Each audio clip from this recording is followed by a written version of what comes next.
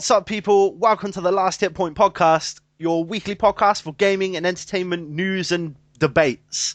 It's usually weekly, but sorry about last week. Yeah, things came up, and things came up this week as well. But luckily, Jan is around, Hi. and I'm around, and we're gonna hold fast and bring this through, man. We can't go 2 weeks without a podcast.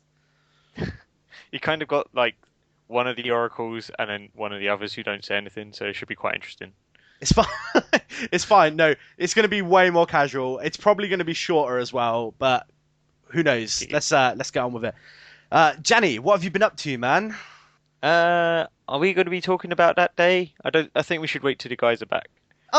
Yeah, we can talk about it in like more detail then. But since this is the first podcast since, we should probably touch on it. Yeah. Our first little live stream event that we did over on YouNow. Played some Cards Against Humanity. I think first of all we probably should say thanks to you guys who actually did watch. That was actually really quite fun, and probably wouldn't have spawned Sharkilo Bear. Oh man, that was amazing. It is Sharkilo Bear, yeah. Yeah, so we got you guys to thank for that because that wasn't planned or anything. That just happened through a random request. Well, I think that request actually came from Ben and N, who posed the question: what would win in a fight, a bear with sharks for hands or a shark with bears for hands or arms? And obviously, the bear with sharks for arms is the winner. Like, no contest, right? Especially the way you drew it. It had to be done, man. It had to be done. So, yeah, that was props to you guys. But yeah, no, that was a hell of a lot of fun. Like, Cards Against Humanity, having never played it before, and having only really, been described to it like a few days beforehand, it was, and then we played a little bit online. But actually playing the proper game, Jesus, I nearly died laughing. It was so funny, man. My sides hurt so much. When you're the Tsar, you think to yourself, like, you read the question and then you think, if anyone has like this answer, they're gonna win. Like, at one point I had something like, what's Batman's biggest weakness or something, and I was in my head, I was thinking, if somebody plays dead parents, they've won. So good. Oh man, yeah. I mean, there was even I can't believe Barack Obama actually won one as well. That was probably move of the day, and even though I'm a bit biased on that. I think I gave you that win, right?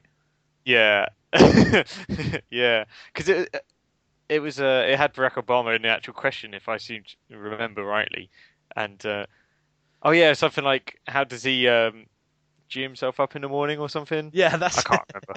Something really random, and I had this card throughout the whole game, and I had no idea how I was going to use it, and I thought, this is it. If it's going to win anything, it's this one. The reason I picked it is because, like, you played it, and like in my head there was instantly Barack Obama psyching himself up in the mirror to himself, and I was just like, that's got to be a win, and that's got to be a win. Oh, yeah. It was awesome. One thing I want to complain about that night. Sorry, Mortal Kombat, right? Whoever you were playing me online with that character that I can't remember the name of, the chick with the guns in her hands, like, fuck you, seriously, right? I got perfected on the one game that I played online on Twitch that night by a guy who sat on the other side of the screen just firing his gun repeatedly. This is the first time I'd played this version of the game. I have no idea about zoning. I don't know how I'm supposed to zone in when someone's spamming their gun like that. So, yeah, I hope you appreciated that win, you cheap bastard. That was basically Spam Wars right there. It didn't even. What I love is they didn't even try and hide the fact that they were unashamedly trying to just corner you and just use the same buttons. What, to add insult to injury, they even used the fatality on me at the end. I bet you paid money for that fatality, you bastard. Oh man, it was a fun night though. It was good. Yeah, no, it was a good night. It was really good.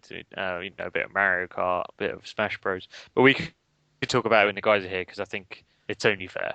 Definitely. Because I did most of the losing again, so I'm sure they've got lots to say on it as well. But yeah, we were talking about this earlier. I haven't actually done a great deal in the 2 weeks, not even the single week. We're talking 2 weeks now. since the last podcast, or even since that night, anyway. So Well, yeah, I mean, what have I? I'm kind of in the Yeah. same boat because a week ago I'd like been playing Xenoblade Chronicles and stuff like that. But the previous week, all I've done is prep for a Warhammer tournament that I was at this last weekend, and nobody gives a shit about that. So I Least can't of all talk me. about it, even though I won. I did Oh, win, you won. Oh, right? cool. I Well, did win. Just congrats. saying, right? You But won Biggest Loser award. yeah. Yeah. And that's pretty much all I've done, man. I even missed Game of Thrones last night. What is my life? Oh, Jesus. Oh, Jesus. I know. Um, yeah. So what? I can't actually think what I've done. I mean, I finished Daredevil, but I think I'd already done that on the last podcast. Um, I've finally downloaded Shovel Knight. That came through today. Awesome. So I've started it. I haven't actually played any of the game so far. So I'm looking forward. That will be one I'll be playing this week. And I think rather than filling this with ums and ers, that's it Yeah, for me. I'm not even going to attempt to like drag stuff out and stuff. Uh, like I said, I was prepping for that tournament, so I haven't really played anything. So it's not really entertaining. We can move straight into the news that people care about, though, which is probably for the best. Mm. The first thing that I want to talk about is a progression of something that we've been talking about on the podcast for a little while now, which is all the shit that's going down at Konami. Now, Mm.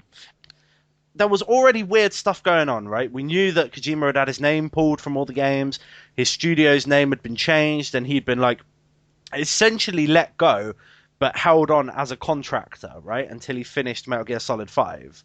Mm. More strange things have happened since then.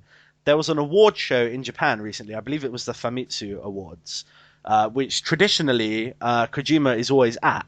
And his game was up for 3 awards, and he just wasn't there. He didn't show up. Now, I've said this before, and I'm starting to think there's more to it. I have a feeling,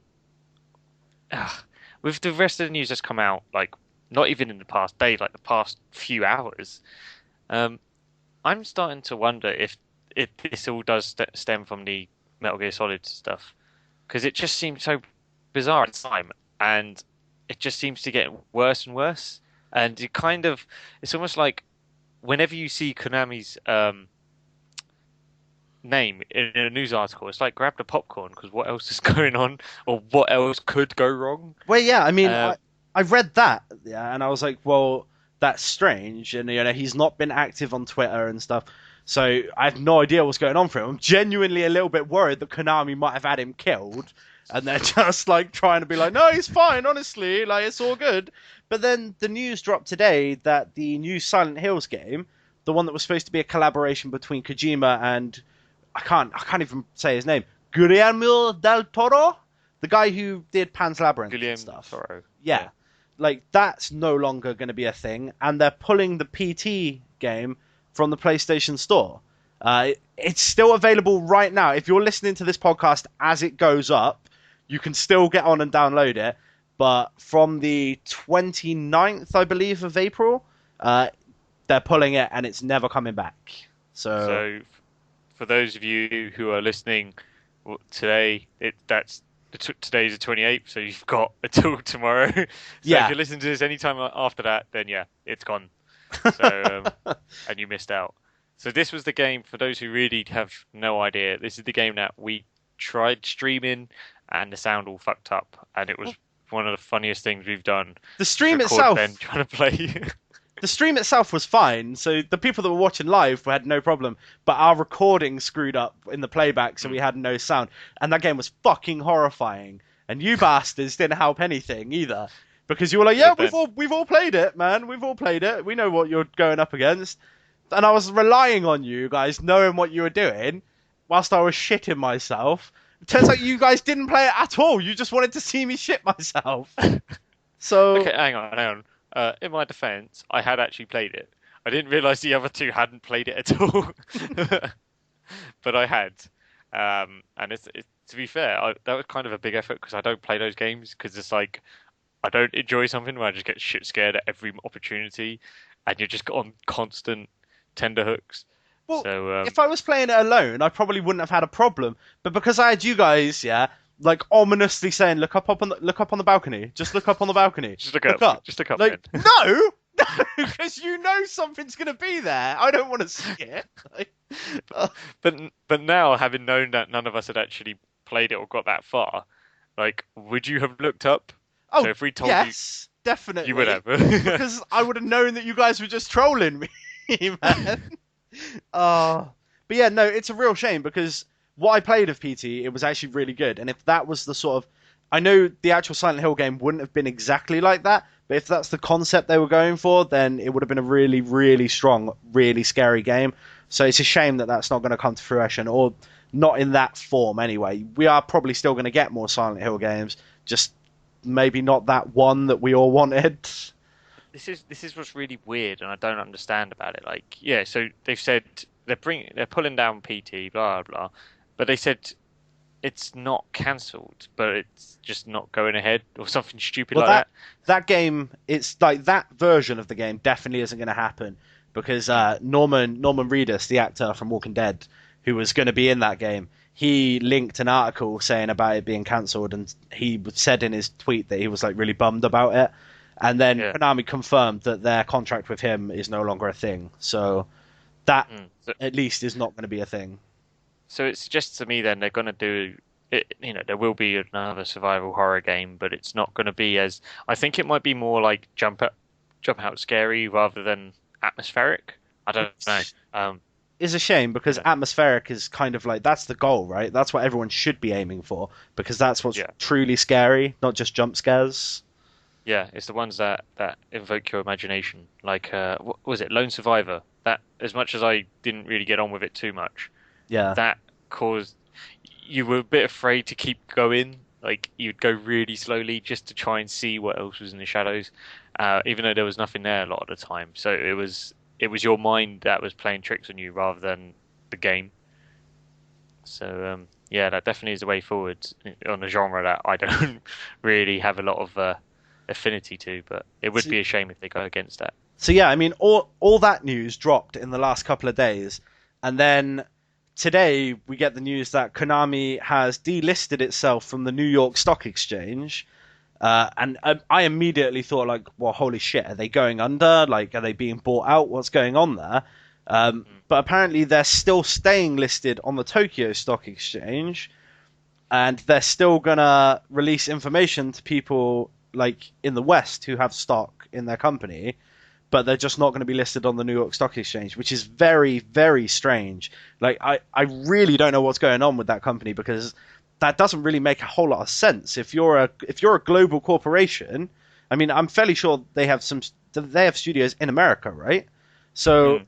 why would they not be listed on the New York Stock Exchange? It's weird.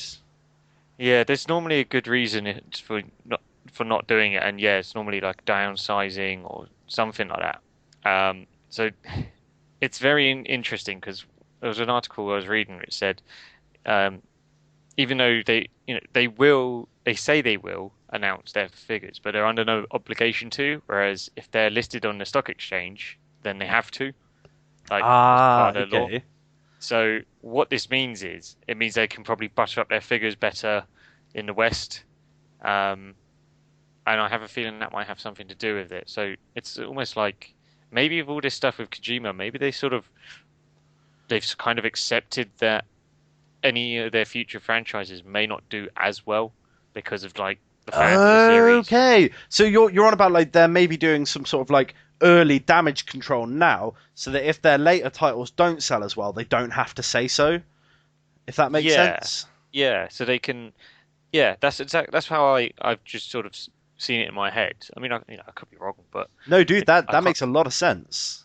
Yeah, so they can sort of almost not fudge the numbers, but they can sort of be a bit like how Sony traditionally used to report their consoles sold, and Microsoft have gotten into the habit of recently is, this is how many we've shipped rather than actual units sold. It's Yeah. almost that sort of thing. Whereas if you're on the stock exchange, you can't do that. You have to say black and white what it is. Mm. Whereas, so they literally just do something to appease investors, but it's not going to be to, if they're not satisfactory, they can still somehow try and keep them interested in them. Yeah, yeah. Well, I wanted to talk about it because this has been such a strange like ongoing saga now. This Konami thing. Um, Mm. I don't see where it ends, man. I hope it ends soon and we get all the information. And really, I'm worried about Kojima because I love the Metal Gear franchise so much that without him being involved, like I'll probably still try it, but I'd be more interested in what he goes on to make now instead. Like if he chooses to go his own company route the way other developers have, like and start developing something completely fresh, I'd be more inclined to try that than I would a Metal Gear Solid game with somebody else at the helm, if that makes But sense, you know? is it what is it he's part of? Is it Kojima Productions or Studios I or mean, something like it that? was Kojima What's it called? Productions, yeah, but Hmm. that's no longer a thing now. Konami rebranded them when all this shit started. Uh, okay. So yeah, yeah, you know what's going to happen. He'll just recreate a new thing, and then he'll pull out all the staff from his old crew, or depending on how they can get out their contracts and stuff, and just start again, I guess. Which Um, will be for the best. I think. I hope it comes out soon because all of this information, as juicy as it is, like I'm enjoying following this saga, but I want it to be over so that I know like what's happening with Kojima's games because I'm a massive fan. So you just want to make sure he's not dead. yeah, basically, you could at least send a tweet that isn't just retweeting Metal Gear stuff, which I'm convinced that's just a Konami exec using his Twitter account. There's going to be a scene in a new Yakuza game where you just find his head. Oh my god. Under a pile of And that, Metal Gear cases, yeah? You knock them, they slide down, it's just his head. and I know it's got nothing to do with Konami, but I don't know why it just seems like this sort of thing that could be done with someone who just looks suspiciously like him. But we digress. Yeah, I mean, we'll follow up more on this Konami saga as it goes on, but that's just an update for now. Another thing I wanted to talk about is a recent change that happened on Steam, which was very quickly changed back, but they actually put in a system where you could pay for mods on the Steam Workshop. Now, you could only pay for mods for Skyrim as when it started, and it was a deal with Steam and Bethesda. They'd worked out that like, yeah, you can charge for them. Steam, I believe, were taking a 75% cut of all mods sold, like the price of all mods sold, which is in line with what they do for Team Fortress as well. Like the hats that are sold for that, they take a 75% cut of. I don't know whether they were sharing some of that 75% with Bethesda as well, or whether Bethesda were getting a different cut. But it's a thing. It's a thing that happened, and it's a thing that, for the most part, I kind of agreed with when Hmm. it first came out. Like, I know mods have traditionally been free, and they've been just passion projects that people have done, right? But like anything, if you're able to make money from something that you're passionate about, you're more likely to spend more time doing it and put in like more effort, which to me like that says that mods would have just got better and better. Well, However, there's however, two things to oh, go that. on. Just before we go on to the however bit, there's two things I see. I think what it will do, it encourages, yeah, as you said, it encourages people to say, oh, actually, I'm quite good at this. So rather than do all this, release this mod and then get a load of abuse online, do some tweaks and just constantly battling, at least you can have something to show for it, and it gives you that extra incentive to actually be rewarded for doing something. Because let's Definitely. face it, nobody wants to work for nothing, and that's why, without going down a whole different route, with apps. That's why they've started doing them free and having in-app purchases, or even doing it for a small price point like 69p, 79p. So at least they're getting something for their work, which you can understand. I suppose the other thing is as well is I think it's the way mods were traditionally distributed. Now, correct me if I'm wrong here, but didn't it used to be like you'd have a link to almost like a share site, and you downloaded it, or has that all changed now? Oh no It's no no! been I mean that scene is totally still available. Like Nexus mods have still got a massive selection of Skyrim mods up on their Skyrim pages, but Steam Workshop allows for you to upload mods to that, so it's like easier for you to get to straight from the Steam client. It's all in one place. Yeah. So it's almost like there's almost an onus as well on the people creating the mods not to release something like that's quite buggy, because I imagine you wouldn't be able to charge for something that's so unusable. Yeah. Whereas if it was just, some guys dicking around, anyone can download it, and if it does any harm, well, you're not accountable for it. So so it kind of gives that security as well. So, on paper, with all those points, it makes a lot of sense. But I'll let you take over. Yeah, here's the thing. I mean, there were a lot of concerns initially with them charging for mods. I mean, some were just, entitled people saying, "Oh, it's always been free, so why should we have to pay for it?" Like for this thing that used to be free. But other people had genuine concerns, which I could see as well, in that like people that they weren't policing it themselves, much like Steam Greenlight. They were relying on the community to police the mod scene. So there was no way to really stop people from going to places like Nexus, getting mods from there, and then uploading them on Steam and selling them at a premium, like stealing other people's mods and then making money off of them. Like that's something that was definitely going to happen. There's no way that like you could know making a mod that an update to the game later down the line wouldn't just break the mod outright. And then, like, if that happens, you've paid money for that mod at that point. So, like, where does the reimbursement come from? Does that come from Steam, or does that come from Bethesda if they've broken your mod that you've paid money for? Like, I'd imagine there would be no refunds available for that sort of thing. And that's a very real threat that, like, an update could have broken them. But yeah, Gabe Newell, head of Valve, went on to Reddit to do an Ask Me Anything about this new system. And he got torn apart. Crazy downvotes and stuff. I don't think he was expecting it, because he is like infallible lord of the PC God. gamers, isn't he? Yeah. So I don't think he was expecting that kind of outcry against him. And the very next day, Valve removed the paid service and said that they'd listened to feedback and it's clearly not something that their customers want. Which, I mean, in a way that's true, people rose up against it and they said, no, fine, we'll take it away, which, all credit to them for doing that. But I mean, and you could kind of carry on. In their defense, they've also started offering refunds and stuff. And I think part of the anger is that, oh, it used to be free and now I have to pay for it sort of mentality, which, okay, I'd probably, I can understand. But I think, in Valve's, in their defense, they did turn around and say, look, all right, we underestimated the situation. We ballsed it up, so we'll sort it out. But just hearing you talk there, there was one change that they could easily do that gives you the option. So you buy the mod, it works, and then the game gets updated. Okay, so the developer's gone, we've updated the game with the latest patch, blah, blah. Now, what there should be a process which says, when you're playing, it's like, do your mods work? If not, do you want to revert back to the older one? Because you've already paid for it. So rather than render it totally useless, say, do you want to continue playing on the old version of the game? And I know we can ignore like some multiplayer games here, because it'd be really difficult for that all to interact.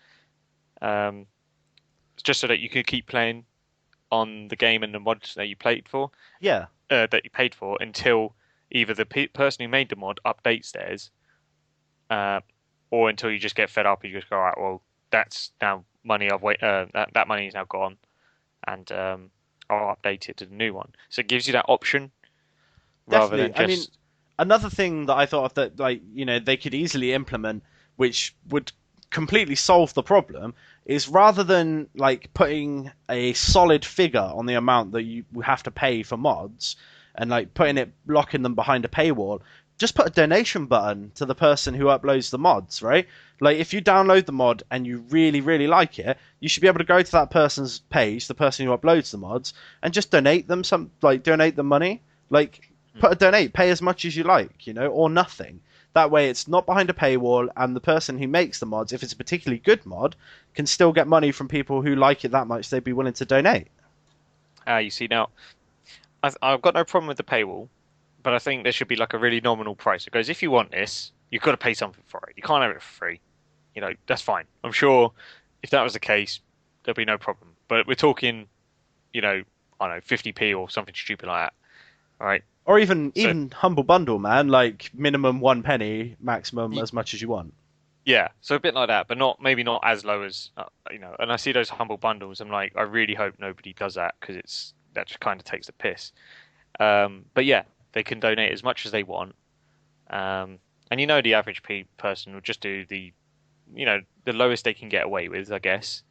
Um, or what? Maybe, no, actually, that's unfair. Most people probably Well, don't do I that. mean, the 'Cause otherwise, average. the I mean, average, yeah, when you look at humble bundles, there's usually a tier that you get if you pay like the average or above, right? And the yeah, average usually works out being somewhere between sort of like £5 and £10 for humble mhm, bundles, which I'd imagine, like I mean, with humble bundles you're getting quite a few games for that price, so I wouldn't imagine the average would be the same for Skyrim mods. But I don't think the average you'd see would be like people just paying a penny. yeah. No, you're right. Yeah, that was a bit of a flippant comment, I must admit. But yeah, so yeah, I totally agree. I don't see why not. You know, it's because how much do you pay for what for? What is an acceptable price? It's really difficult Well, to quantify. yeah, I mean, like So, the size of mods varies wildly as well. Like you could get mm, one mod which is just a sword skin, like oh look, mm, it's a new sword, or you could get another mod which adds a whole new area with a whole new quest line and amateur voice acting and stuff in it. Like, mm. Or it and could just be a hat. yeah, or a hat. Right? Yes, we went there. So no, I think I think it will still happen. I don't think it's gone forever. So if people are celebrating, going, "Oh yes, these are now, we got one over on Valve." I wouldn't celebrate too early if you're that sort of person because I think they just haven't quite worked out how they're going to implement it properly, and that's why they've taken it down because it just caused more problems in the long run the longer they leave it up. Yeah, I agree. And as I said, I've got no issue with that because it as long as it's not fundamental to the game, which is never what it is. A mod is just totally it's just somebody who's bored, has got a little hobby, and starts playing around with code and stuff and create something. You know, that's great. Like I was reading up, I'm actually getting quite jealous reading the modders for the PC version of GTA 5 and some of the stuff I've seen to the point where they've labeled it that potentially it could become the new Skyrim in that sense. Yeah, I Uh, mean, GTA 4 had a ton of mods for it as well. One of oh, which I forget the name of, like just made it look absolutely stunning, man. Like, yeah, yeah. I knew you were going to bring that up because I remember seeing that and that was when I really wanted to get myself a proper PC for mm, that mod. But so there's those sort of things, and there's the first mission that you play on single player. Um, the code is hidden away somewhere, and people have actually unlocked it so you can access it. I think on the online or in the general game, one of the two anyway. And it's just really snowy, and it's part of that becomes totally inaccessible after the first mission. So it's that. So those sort of things are quite cool, and so if you had a little bit of money, to donate, I wouldn't have a problem with that yeah, because definitely. I mean, I'd personally donate for something that I really enjoyed. When I played through Skyrim myself, I played through using a mod pack so that I could look like Guts, the lead character from Berserk, and like carry his sword and have his cannon arm and stuff. And I had so much fun playing through Skyrim as Guts from Berserk that if I could have gone back and donated to the person, I definitely would have done. But mm, again, I got it from a third party website where there was no option to donate or anything. So mhm, yeah. So I think I think it's a good idea because this is a bit of regulation, so everybody's okay. From viruses and general things like that. But yeah, I think they even admitted they need to go back to the drawing board and just see how it's implemented. And I think, a couple of ideas we've just come up with probably isn't too far off what they'll eventually bring it back out with. yeah, I agree. Yeah.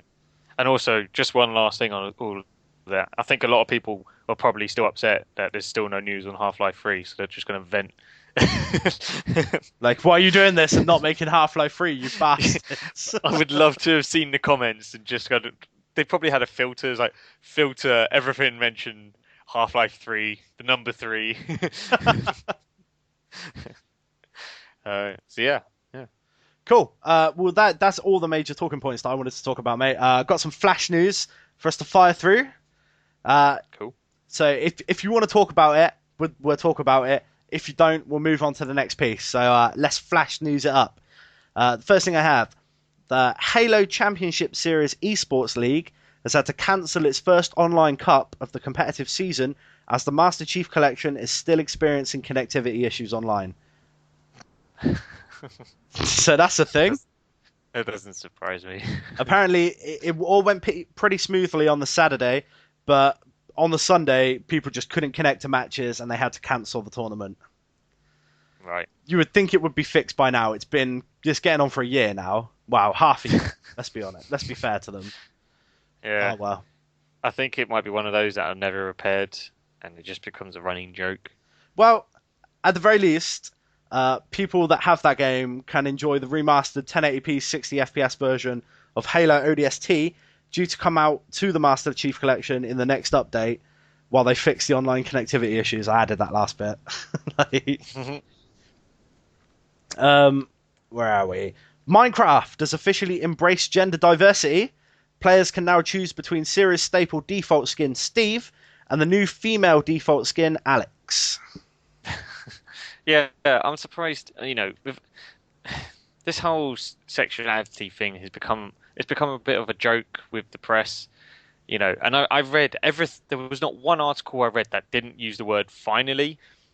Yeah, and I'm thinking, if you don't make such a gender issue of these things or a race issue with these things, stop making it into such a taboo. A lot of these games, like Minecraft was very budget originally and all the rest of it, and some things do take some time, So I'm just getting fed up of hearing all this because there was another article that I refused to read, which had something about all hail the female protagonists or these organisations for pushing the boat out or something. yeah. But that's a whole, again, that's a whole really boring issue. I don't want to talk about it in too much detail anyway. But I just, fair play. They finally did it. Let's move on. Cool. Well, it seems the era of HD remixes is around to stay, as Microsoft, Black Tusk Studios, and Splash Damage appear to be working on a remastered Xbox One version of at least the first Gears of War game. It's set to include sharper textures, improved lighting, and reworked cutscenes courtesy of animation studio Plastic Wax. So, do we really want to play through Gears of War 1 again, slightly prettier, rather than a new game? I think we've ranted about this at length, Johnny. Yeah, and this is where, I keep talking about the Mass Effect, and that they should have one, like a bumper pack with all three in one. I think if they're going to do a Gears one, they should do that as well. But don't forget, Gears of War 1 and 2, the changes they made the game, well, all the changes they made from 1 to 2 just made it so much better in every shape or form. It wasn't anything totally drastic, but it was enough for it to be comfortable.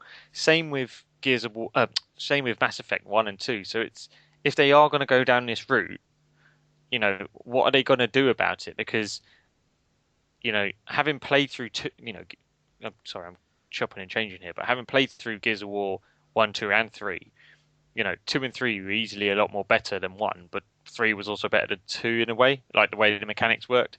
Yeah. So it's like you're going to have to make a compromise to play a game which is only, 7 years old? Something like that, yeah. It's not like where we talk about DuckTales, which was, almost 20 years old or something stupid like that. So, where it's all fresh again.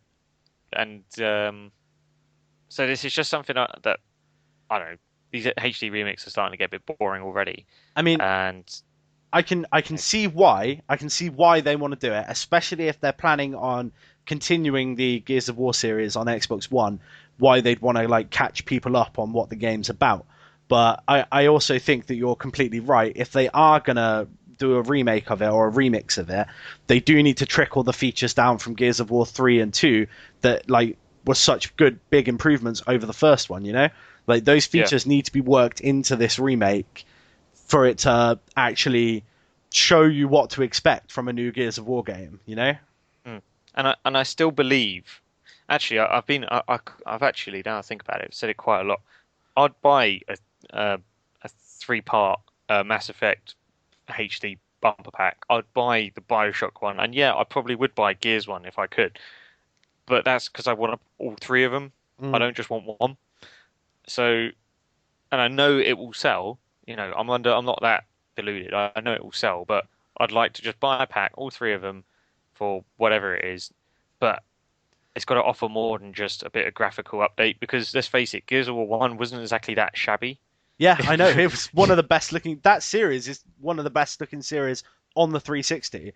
Like, all you can do is improve the textures, really. Yeah, so to me, it's got to be more than that for it to be like a full, or anywhere near a full price game. But if we're talking of a little bit better textures here, a little bit of rendering there, tie it up a little bit. I'm sorry, but that's just taking a piss. You're just going to end up with what? Sleeping dogs? Yeah. So, yeah. But yeah, that's a thing that's coming. Next up, we got Telltale, the studio behind The Walking Dead and the Wolf Among Us adventure games, have partnered with Marvel for a new game series due in 2017, which I don't think anyone on this podcast wouldn't be excited for. Yeah. And yeah, it's quite exciting because they've been clever with this as well. They haven't said what. Now, the article I read had the Avengers, which I guess could make sense, but I don't know. They'll have to. We'll just have to wait and see until more news comes out. I'm excited to think that they could make this an official part of the Marvel Cinematic Universe. Like they could tie it in with the films and the TV show and stuff, and have it as a side story that's happening. Like it could be awesome. Like Telltale have been on a roll recently, just putting out great game after great game, and there'll always be people that will complain about the style of their games, or it's just a QTE fest. I've been having so much fun having them tell me stories in this way that I'm all for them getting involved with the Marvel Universe, man.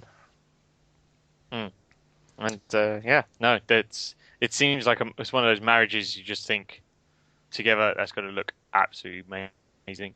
Yeah, man. But think about, you just got to see what they've done to any of the other franchises, and it just improves it. Yeah, the hype is real, man. The hype is real. Very exciting. And the last piece of news that I have on my Flash News, with the recent success of Toys Come to Life properties like Activision's Skylanders, Disney Infinity, and Nintendo's Amiibos, Warner Bros. And Traveler's Tales have decided to get in on the action, announcing LEGO Dimensions, due for release later in 2015. The starter pack will include the game software, a toy pad that can support 7 different characters at once, Gandalf from Lord of the Rings, and Batman and Wildstar from the Lego Movie, and is due for release in September 2015 and will run you around £100. Themed playsets will run you about £30 a piece, and individual character packs, which consist of one minifigure on a stand and an accessory or a vehicle and a stand, will run you about £15 a piece. They just want to join in this market that prints money, really, and I can't blame them. Yeah, not much really else to say on that. I could maybe say that it seems a bit overpriced, but if anyone's ever gone out to buy Lego, you should be used to those prices, man. It's going to be a winner. It's Lego, and it's like Skylanders and Amiibos. It's going to be massive. I think the only thing worth mentioning about it then is does that dictate the future of Lego in general?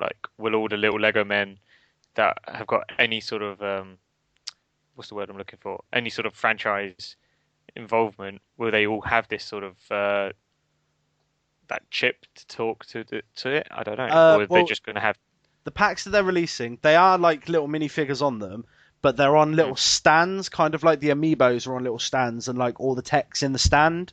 This will be the same for Lego Dimensions. Their little stand will be the thing that connects them, whereas the minifigure itself, I'm assuming, is just going to be a Lego minifigure on top.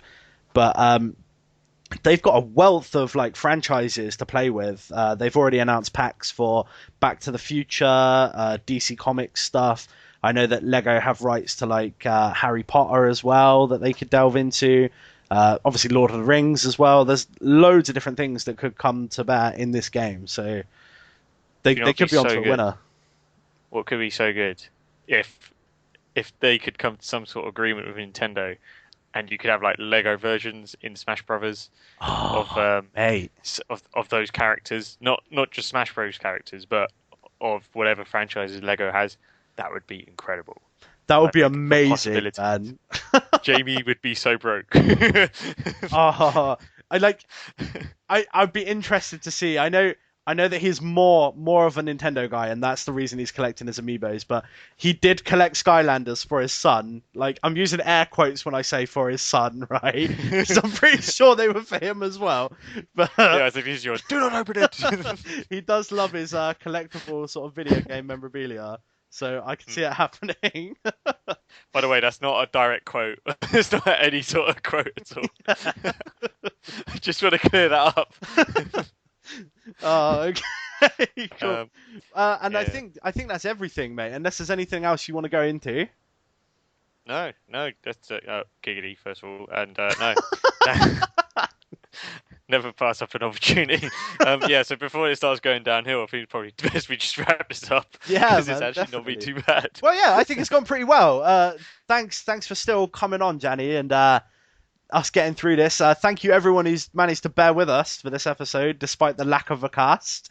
And yeah, bare bones. If you want to get in contact with us, you can drop us an email at lhpoxford@gmail.com.